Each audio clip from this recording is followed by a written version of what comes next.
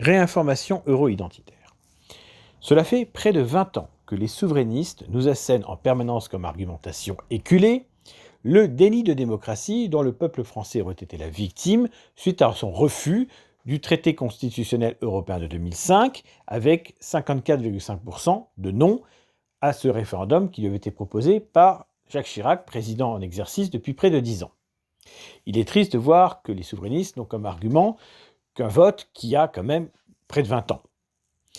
Et il est intéressant de revenir sur ce sujet pour bien montrer que tout cela est évidemment une vue de l'esprit.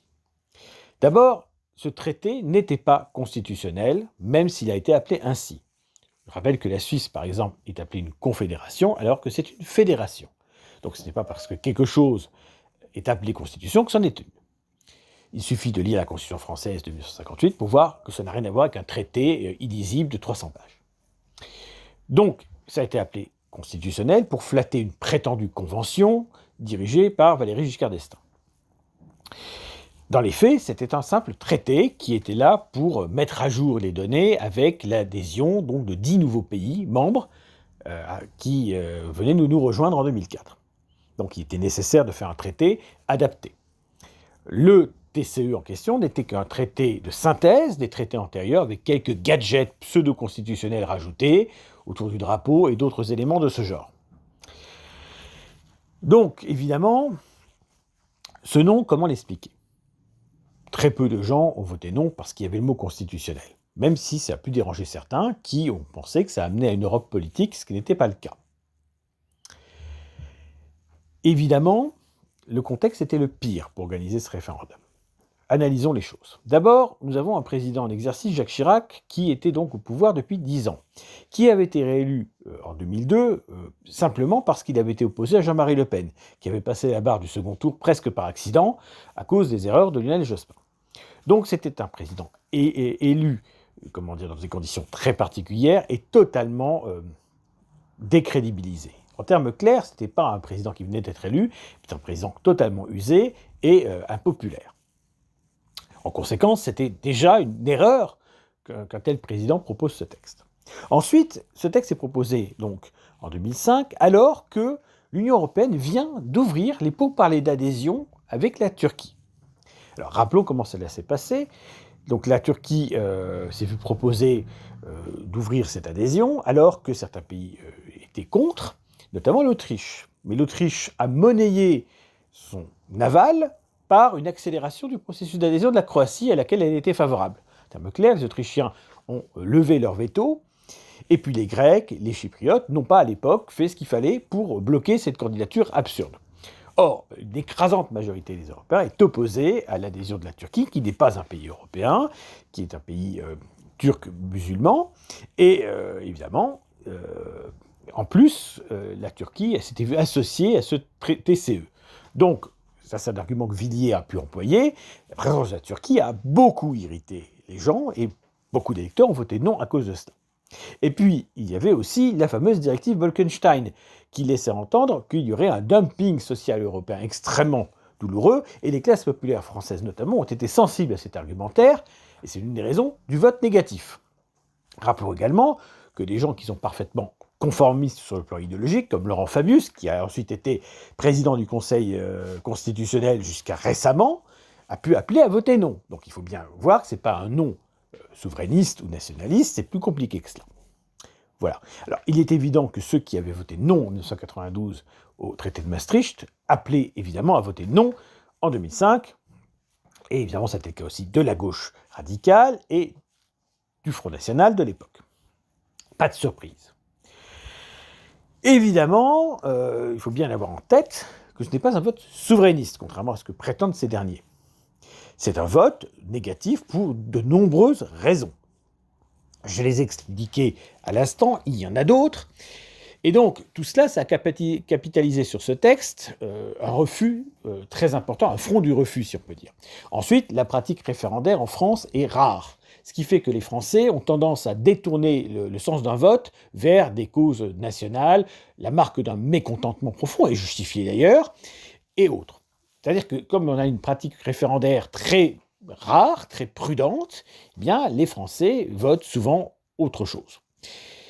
La campagne a été rude, elle a été très mal défendue par les partis du centre, si on peut dire, très mal défendue par le président en exercice, et donc le résultat est là, c'est-à-dire que le non va gagner. Bon.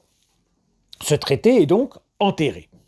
En fait, ce qui est interprété par le pouvoir, c'est que la notion de constitution est rejetée, puisqu'en fait, c'est parce que ce traité s'appelait constitutionnel, et pour cette seule raison, qu'il a été proposé au référendum. S'il s'était appelé dès le départ, par exemple, traité de Lisbonne ou traité de Paris, il n'aurait pas fait l'objet d'un référendum, ni en France, ni aux Pays-Bas, et il n'y aurait pas eu donc de refus. Parce que rien n'obligeait à faire un référendum, sachant que, comme je l'ai dit, le traité de Nice et le traité d'Amsterdam sont passés directement par voie parlementaire. À part le cas de l'Irlande, qui constitutionnellement doit voter, il n'y avait donc aucune raison, et je dis bien aucune raison, de passer par un référendum. Mais il y avait ce gadget du mot constitutionnel. Alors, une fois que ce traité est rejeté, il faut un nouveau traité. Parce que, contrairement à ce que disaient les souverainistes, le non français ne signifie pas une volonté d'un quelconque Frexit. Cette notion empruntée au Brexit britannique, qui a d'ailleurs montré que c'était un désastre total, par exemple, sur le plan de l'immigration, eh bien non, ce n'était pas un vote qui portait sur l'appartenance à l'Union européenne, qui avait été acté par le référendum de 1992, et qui avait été gagné. C'est simplement un refus d'un traité. Voilà, ce traité donc devient caduc, et ça ne veut pas dire que l'Union européenne va disparaître. Je rappelle par exemple que le Danemark avait voté non à l'euro lors du référendum de Maastricht, ça n'a pas empêché le Danemark de faire partie de l'Union européenne. Vous voyez, il faut bien comprendre les choses. Une question est une question. Est-ce que ce TCE est en place? Non. Est-ce que les Français ont été respectés de leur vote négatif? De fait. Donc, qu'a dit Sarkozy dans sa campagne présidentielle de 2007? Il a dit il faut un nouveau traité, il est nécessaire, techniquement. Il l'a appelé du mot de mini-traité, c'était peut-être pas un terme très heureux. Et il a dit précisément on va conserver ce qui est en place et on va rejeter, supprimer ce qui pose problème. Donc, il a pris cet engagement et il a été élu président de la République. Donc, à partir de là, qu'est-ce qu'il fait? Il fait ce qu'il a annoncé dans sa campagne, il met en place ce traité. Alors, Giscard a voulu se valoriser en disant c'est la même chose que le TCE qui avait été rejeté, ce qui est très maladroit de sa part d'avoir dit ça, et c'est faux. C'est faux dans le sens où tout ce qui était gadget constitutionnel a été supprimé. Et c'est tellement faux qu'il y a eu cet article 50 qui a été mis en place et qui a permis le Brexit. Car je rappelle qu'il n'y avait pas d'article 50 ou équivalent dans les traités antérieurs. Il n'était pas possible, théoriquement, de sortir de l'Union européenne. Donc c'est bien que le vote souverainiste a été entendu, puisqu'il y a cet article 50 qui est rajouté et qui va ensuite servir d'argument à un asino quelconque. Vous voyez, ce n'est pas vrai que le vote des Français n'a pas été respecté. Le vote des Français n'impliquait pas de sortir de l'Union européenne, ce n'était pas la question qui était posée. Il n'impliquait pas d'abandonner l'euro, ce n'était pas la question qui était posée. Donc il fallait un traité parce qu'il y avait 10 nouveaux membres. Ce traité, ça s'appelle le traité de Lisbonne. Il est normal qu'il ne soit pas très différent du TCE, dans le sens où, comme je l'ai dit, le TCE n'avait fait que reprendre les traités antérieurs, en faire une synthèse. Donc pour résumer, le TCE, c'était les traités antérieurs, plus des gadgets, effectivement, pseudo-constitutionnels. Ce qu'a fait Sarkozy, c'est qu'il a enlevé les gadgets pseudo-constitutionnels, la reconnaissance du drapeau, etc., et il a gardé le reste. C'est tout. Et c'est logique. En réalité, je le dis, et je le dis avec force, il n'y avait pas à faire de référendum en 2005 parce qu'il n'y avait pas appelé ce traité constitutionnel, et c'est uniquement pour ce mot, et pour un mot donc, qu'on a décidé de faire voter les Français. Alors je ne suis pas opposé à la démocratie, et donc au vote des Français de manière générale, mais qu'on les fasse voter sur des vraies questions, la peine de mort ou autre, qu'on les fasse pas voter sur un traité technique, illisible de 300 pages, qui n'avait aucun sens pour un référendum. Voilà, ça n'a pas de sens, on ne vote pas pour un traité technique. Encore en 92, il y avait une vraie question, c'était l'euro. Pour ou contre l'euro. Au moins, c'était une question qui était cohérente. Là, ce n'était pas le cas. Donc, s'il y avait une vraie constitution européenne, il aurait fallu la faire voter par un référendum européen, évidemment. Quand on fait voter la constitution française, on ne la vote pas par région. Donc s'il y avait une vraie constitution européenne, elle aurait ressemblé un petit peu à la loi fondamentale allemande ou à la constitution de 58, ça se serait apparenté à cela. Donc un texte beaucoup plus court déjà, et surtout, c'était une constitution européenne, c'est posé à un peuple européen, donc à l'échelle de l'Europe, et pas par pays. Vous voyez, c'est ça une constitution européenne. Et si nous, demain, nous proposons une constitution européenne par le biais du Parlement européen, cette constitution, elle fera l'objet d'un référendum à l'échelle de l'Union européenne, et pas par pays. C'est bien la preuve que c'est un traité, et un traité, c'est pas une constitution. Donc il ne fallait pas organiser ce référendum parce qu'il n'avait pas lieu d'être pour un texte technique. On n'a pas voté pour Amsterdam, on n'a pas voté pour Nice, on n'a effectivement pas voté ensuite pour Lisbonne, il n'y avait pas de raison de voter là. Donc forcément, on a fait voter les gens pour rien, sur un texte incompréhensible et technique. Et donc, au plus mauvais moment, avec donc les arguments que j'ai évoqués, adhésion de la Turquie, Bolkestein et compagnie. Qu'est-ce qu'on voulait espérer d'autre? On pouvait que se prendre un non évident, et c'était normal. Donc le non de 2005, a été respecté. De fait, oui, contrairement à ce que disait Souverainiste, ça a été respecté. Ça ne voulait pas dire qu'il fallait quitter l'Union européenne pour l'euro, donc ça n'a pas eu cette conséquence, et c'est normal. Ça n'était pas un vote pour ou contre un Frexit. Ensuite, deuxième chose, il n'y avait pas à organiser ce référendum parce que c'était pas un traité constitutionnel. Voilà. Troisième chose, c'était au pire moment. Et donc l'argumentaire souverainiste sur le prétendu déni de démocratie de 2005 est un mensonge. Tout simplement, c'est une désinformation. Le vote a été pris en compte et respecté. Évidemment que, bien entendu, ça n'a pas incité nos gouvernants à refaire un référendum sur d'autres sujets qui auraient pu être intéressants, par exemple sur l'immigration. C'est pas forcément une question d'ailleurs facile à poser par un référendum, d'ailleurs. Et donc il faut arrêter de fantasmer sur cela. La votation à la Suisse, c'est très bien. Parce que la Suisse, on vote souvent.